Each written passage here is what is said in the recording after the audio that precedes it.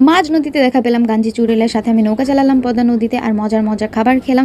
Eid day 3-তে কোথায় কোথায় ঘুরতে গেলাম আর কি কি খেলাম এই নিয়ে এই ছোট্ট ব্লগটি। সো ব্লগটা শুরু করছি, hope you will like it. প্রথমেই সকাল শুরু হলো কাকির হাতের মজাদার চাপটি আর বাদামের ভর্তা দিয়ে, আর সাথে ছিল মজাদার সিরিঞ্জ পিঠা। The place doesn't matter if you have a good company. প্রচুর রোদের মধ্যেও সবাই হাঁটতে বের হয়ে গিয়েছিলাম। আসলে গ্রামে এসেছি আর টুকটাক অ্যাক্টিভিটিস না করলে ভালো লাগে না। সুন্দর সুন্দর ছোট ছোট ক্লিপ নিচ্ছিলাম। দুপুরে যাবার আরেক কাকির বাসায় দাওয়াত ছিল, খেয়েছিলাম ছিটা পিঠা আর গরুর মাংস, যেটার ক্লিপ আমার কাছে নেই।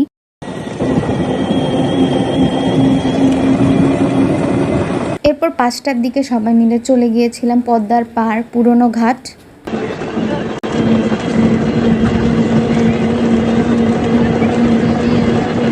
এত সুন্দর একটা সময় চলে গিয়েছিলাম। হুমায়ুন আহমেদের লেখা মিসির আলীর একটা সুন্দর উক্তি মনে পড়ে গেল আমার, যে কিছু কিছু সৌন্দর্য দূর থেকেই দেখতে হয়, কাছ থেকে দেখতে হয় না, যে দূর আকাশ আর দিগন্তে সূর্যাস্তের ক্ষেত্রে খাটে।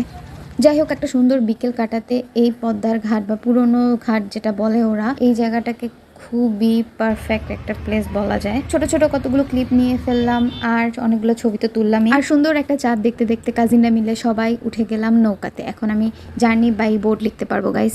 যে বা ইফাত, তানবীর ভাইয়া, রিজবি ভাইয়া, সিনহা, আনিকা, শাকিল ভাইয়া সবাই মিলে উঠে পড়লাম নৌকাতে। আর নৌকা চালাচ্ছিল শাকিল ভাইয়া। কি নিরিবিলি ঠান্ডা, সত্যি মনটা অনেক কাম হয়ে যাচ্ছিল। কিন্তু আমার কাজিনের রিয়াকশনটা জাস্ট দেখেন আপনারা।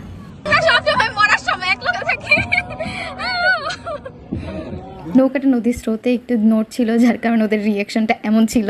আর এইদিকে আমাদের সিনহা द गंजी चुड़ैल। एक दिन गंजी चुड़ैल नदी में जा रही थी और तभी उसने बिरजू को देखा। गंजी चुड़ैल का खौफ इतना बैठ गया कि मैं नाव चला के गांव से भाग रही थी। ও লিটারালি জাস্ট একটা নৌকা থেকে আর একটা নৌকায় একদম মাঝ নদীতে পার হয়েছে। সুন্দর একটা বিকেল পার করার পর তো অনেক ক্ষুধা লাগে, এই কারণে চলে গিয়েছিলাম আবার আমাদের ফেভারিট প্লেস। সেই মোমোটা না খেলে আমাদের হতোই না। ওদের গ্রামে যতবার গেছি ততবার মোমো খাইছি। মোমো আর আইসক্রিম খেয়ে সুন্দর দিনটা পার করলাম। আর পরের দিন আরেকটা সুন্দর দিন কাটাতে চলে গিয়েছিলাম আয়শা আর খাদিজাদের বাসায়। ওদের গ্রামটায় আমরা কিছুক্ষণ ঘুরলাম। আর আয়শা খাদিজা এত সুইট যে খাদিজার একটা জায়গায় যাওয়ার প্ল্যান ছিল, তারপর আমাদের জন্য সেই প্ল্যানটা ক্যান্সেল করে দিয়েছিল। আর আমার কিউটি ফারিসের সাথেও দেখা হয়ে গেল অনেকদিন পর। ওদের বাসায় যাওয়ার সাথে সাথেই ও বলা শুরু করেছিল যে যাইও না প্লিজ, থাকো আমাদের বাসায় আজকে। আর ফোন নিয়েও এইসব ভিডিও করতেছিল। আমি লিটারালি জাস্ট দেখে হাসতে হাসতে শেষ হয়ে গেছি। কিউটি একটাও। আয়শা খাদিজাদের বাসায় আমরা 2 দিন ছিলাম। আম পেরেছিলাম ওদের কাছ থেকে, আর অনেকগুলো সুন্দর সুন্দর ছবি তুলেছিলাম, আর অনেক মজার মজার খাবার খেয়েছিলাম। Thank you Ayshan Khadija.